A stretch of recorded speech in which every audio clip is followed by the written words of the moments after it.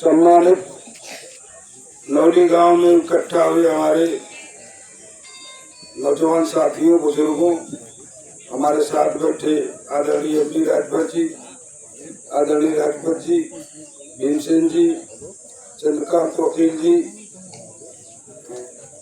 और तमाम हमारे साथी जो बैठे हैं, उनका हमारे तमाम ग्राम प्रधान भी बैठे हैं, सबका एक तरफ से स्वागत करता हूं, अभिनंदन करता हूं। मैं सबसे पहले संविधान निर्माता बाबा साहब डॉक्टर भीमराव अम्बेडकर जी के चरणों में अपने को नमन करता हूं। हमारे इस यहाँ पे फोटो लगा है, हमारे पूर्वज जिनके हम वंशज हैं, 11वीं सदी के राष्ट्रनायक, भारत के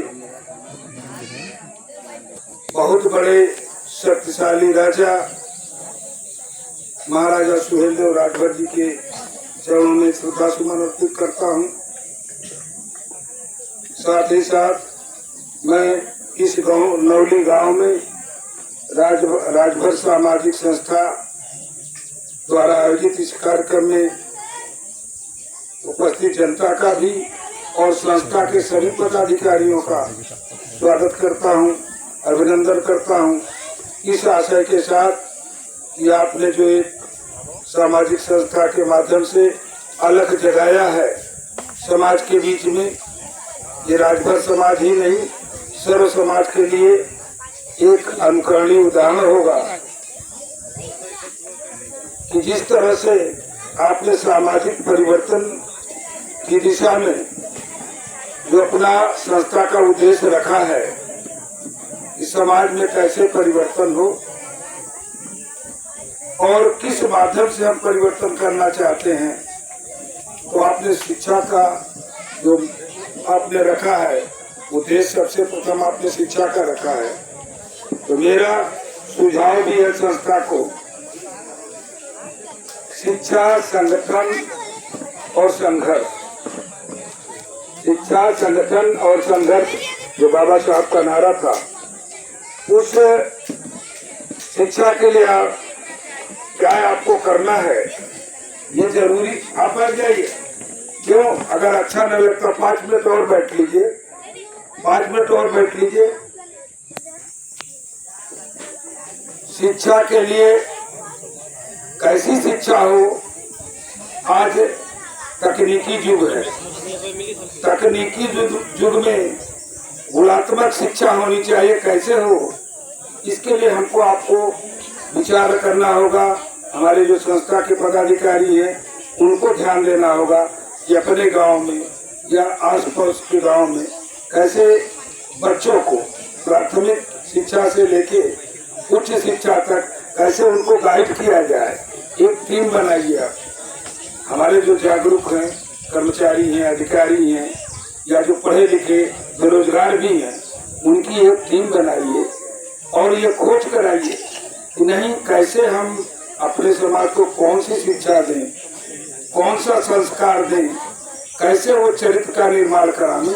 इन 3 बिंदुओं पे अगर आप ध्यान अपना बनाएंगे टीम के माध्यम से, तो मैं समझता हूँ कि कहीं विचारों का जब आदान प्रदान होगा, 10 लोग बैठेंगे तो जरूर कुछ न कुछ रिजल्ट निकलेगा।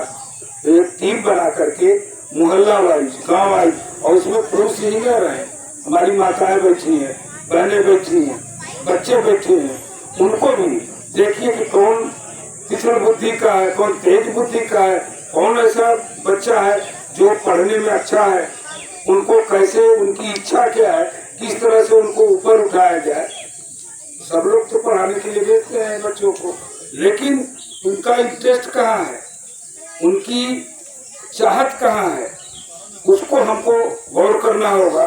और BA BSc करने के लिए तमाम लोग कर रहे हैं, लेकिन आज क्या है, तकनीकी युग है, टेक्निकल एजुकेशन चाहिए। कोई अपना रोजगार भी कर सकता है, कोई अपना सर्विस भी कर सकता है, कोई अपना उद्योग भी चला सकता है, कोई अपना जीविकोपार्जन के तमाम माध्यम, लेकिन जो अगर शिक्षित वो नहीं है, हम पढ़े लिखे, आज भारत का संविधान हमारे विश्वकर्मा जी ने सौंपा माननीय अध्यक्ष जी को। उस संविधान में आज जो हम आप खड़े हैं, उसी संविधान में जो नियम कानून हो, उसी के दायरे में रह के हमको आपको कुछ मिल सकता है या हम आप कुछ कर सकते हैं। महाराजा सुहेलदेव जी कब संघर्ष किए थे? लगभग 11वीं शताब्दी में। 11वीं शताब्दी मतलब करीब 1500 वर्ष पहले, और तब उन्होंने देश की रक्षा किया था। कब? लगभग 1500 वर्ष पहले बाबा ये महाराजा सुहेलदेव जी ने संघर्ष किया, और तब तो राजतंत्र था। लेकिन जब लोकतंत्र हुआ, उस लोकतंत्र में बाबा साहब ने जो संविधान, बाबा साहब के साथ तमाम सहयोगी थे, उन लोगों ने जो संविधान का निर्माण किया, उस संविधान में हमारे हक को दिया। तो जब तक हम पढ़ेंगे नहीं तो उस संविधान के बारे में जानेंगे नहीं। यह संविधान हमारा ग्रंथ है, यही हमारा पूज्य ग्रंथ है। इसको जब तक हम नहीं पढ़ेंगे तब तक हमको अपने अधिकार के बारे में, अपने कैसे हमको संगठित होना है, हमको कौन कौन सी सुविधा सुख सुविधा लेनी है इस लोकतंत्र में, तो जब तक हम पढ़ेंगे नहीं उस संविधान को भी नहीं पढ़ पाएंगे। तो पढ़ने के लिए आज अभी चंद्रकांत चौधरी साहब कह रहे थे कि आज की नई पीढ़ी, मोबाइल का जमाना है। हम लोगों के समय में तो उस तरह का नहीं था सुविधा, लेकिन आज संसाधन है। तो हमारे नई पीढ़ी के बच्चे जो हैं, 19 साल से लेकर के 13 साल के बीच के जो बच्चे, जरा सुनो बेटा, बेटा तुम्ही लोगों को कह रहा, ये नए बच्चे हैं, इनको क्या चाहिए? मोबाइल चाहिए। कौन दे रहा है? माँ बाप दे रहे हैं, और दिन भर मोबाइल देख रहे हैं। कहीं ये नहीं सोच रहे कि इस मोबाइल में जरा हम सर्च करें। अब तो गूगल है, गूगल से सर्च करिए कि फला महापुरुष कौन थे, फला ने कैसे संघर्ष करके आगे बढ़ा, उनका इतिहास क्या है, उनका भूगोल क्या है। उसमें नहीं, कौन सा, कहीं अश्लील गाना, तो कहीं उस तरह की पिक्चर, ये सब क्या है? कैसे हम परिवर्तन होंगे? संस्कार को देख लीजिए। मुझे तो दुख हो रहा है एमडी साहब कि नई पीढ़ी अगर चले जाए, दूसरे जात में जाएंगे हम लोग, तो हम लोगों को ये मिलता है कि सलाम दुआ मिल जाता है, सलाम कर लेते हैं, बैठा देते हैं, गिलास पानी देते हैं। 10% ऐसे लोग हैं, 15% ऐसे अपने समाज में नई पीढ़ी है जो संस्कारवान है। लेकिन और देखिए, मुझे कहने में जरूरत नहीं है, और देखिए तो संस्कार भूलते जा रहे हैं।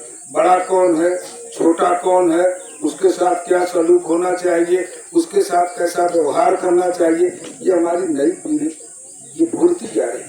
हमारा ग्राफ 2005 के बाद हमने जो महसूस किया, 2005 के बाद पहले तो ग्राफ बढ़ा, लेकिन 2005 के बाद हमारा ग्राफ गिरता जा रहा है, और वो भी गिरता जा रहा है नई पीढ़ी की वजह से। नशा की बात किया, हम नहीं कहेंगे कि भाई अब नशा क्या है, वो तो सब जान रहे हैं, माताएं भी जान रहे, बहनें भी जान रहे, बच्चे भी जान रहे, हम आप भी जान रहे हैं। तो ये नशा की तरफ जो हमारी नई पीढ़ी जा रही, इसको हम कैसे रोकें? इस पर भी आप दिमाग लगाइए, अपने अंदर एक आत्मविश्वास पैदा करिए कि कैसे हम जो है इस नशाखोरी से, देखिए नशा जब तक नहीं दूर होगी हम चरित्रवान नहीं बन सकते, हमारा चरित्र नहीं बन सकता। तो हमको पहले नशा से हट करके, ये नशा हो किसकी हो, पढ़ने की नशा कर लो ना, काम करने की नशा कर लो, इस तरह का श्रम करो कि जिससे हमारा विकास हो, हमारे परिवार का विकास हो। हमारे पास भी बीवी बच्चे हैं, मेरे पास भी बाल बच्चे परिवार है, हम भी चलाते हैं परिवार, लेकिन हम भी देख रहे हैं कि हमारे तुलना में जो नई पीढ़ी जा रही, कहाँ जा रही बात, अगर कहा जाए तो उल्टा जवाब भी मिलता है। कहीं अगर उनके परिवार को उलाहना दे दिया तो वो अपशब्द भी बोल जाते हैं। तो इसके लिए हमको पहले तर्क लगाना होगा, सोचना होगा कि कैसे हम अपने बच्चे को शिक्षा दें, कैसी शिक्षा दें और कैसे संस्कार परिवर्तित करें। तो निश्चित रूप से जब शिक्षा और संस्कार होगा तो अपने आप चरित्र भी बनेगा। लोग अपने भविष्य के बारे में, परिवार के भविष्य के बारे में जरूर चिंतन करेंगे। ये जो प्राइमरी में बच्चे जाते हैं, एक सुझाव दूंगा इस कमेटी को, संस्था को, जो प्राइमरी में बच्चे जाते हैं, कोई लड़का अगर बेरोजगार टाइप का है, जो अच्छा जानता है, जानकारी रखता है, उसको कभी 1 घंटा का समय दिलवा दीजिए। बच्चा इस मोहल्ले में आप जरा देख लो, 1 घंटा छोटे छोटे बच्चों को जो प्राइमरी में जा रहे हैं उनको क्या दे, संस्कार कैसे, उनका आचरण कैसे बने, उनका व्यवहार कैसा हो, इसके बारे में अगर मोहल्ला वाइज करेंगे तो धीरे धीरे गांव में भी हो जाएगा। तो संस्कार और चरित्र बनाने के लिए आप लोग जरूर प्रयास करें कि एक टीम बना करके, हम नहीं करें बहुत बड़ा जलसा, ये मीटिंग कोई बहुत बड़ी जलसा नहीं, लेकिन एक चिंतन है किस तरह से हम आगे बढ़े, इसके लिए चिंतन है। तो मैं आप सभी लोगों से, माताओं की बात उन्होंने किया, अब मैं कहूँगा तो नाराज मत होइएगा, अगर प्राइमरी में बच्चा जा रहा है उसकी बटन टूटी है, उसका मुँह साफ नहीं है, तो कौन करेगा? माँ बाप नहीं करेंगे तो कौन करेगा? अभी वो टीचर जब देखेगा अरे हमारा भरे चमार हुई है, सीधे कहेगा। जब जो माँ जो बाप अपने बच्चे को मुंह नहीं साफ कर सकता, जरा सा तेल नहीं लगा सकता, उस बच्चे की बटन टूटी है बटन नहीं सही कर सकता, तो क्या कौन सी सपना देखेंगे, कौन सा आगे बढ़ेगा बच्चा? वो तो एकदम हीन भावना उसके अंदर घुस जाएगी। तो उस हीन भावना को निकालने के लिए आपको भी कुछ लगन करना होगा।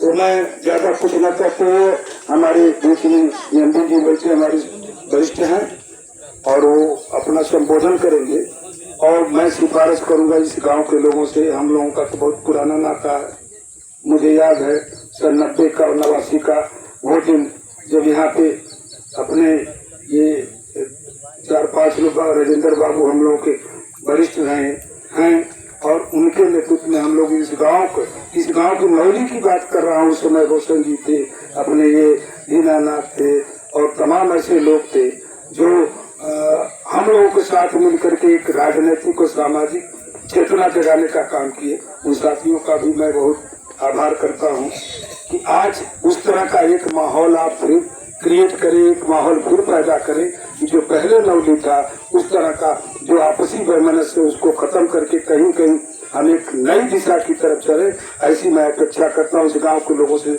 सिफारिश करता हूँ, अपील करता हूँ कि एक आपसी भाईचारा बना करके, एक सामंजस्य बना करके अपने परिवार के बच्चों को कैसे हम आगे बढ़ाएं, कैसे हम शिक्षा की तरफ प्रेरित करें, कैसे हम उनको जो है नशा से दूर करें, कैसे हम संस्कारवान बनाएं, इस पे भी चिंतन करें।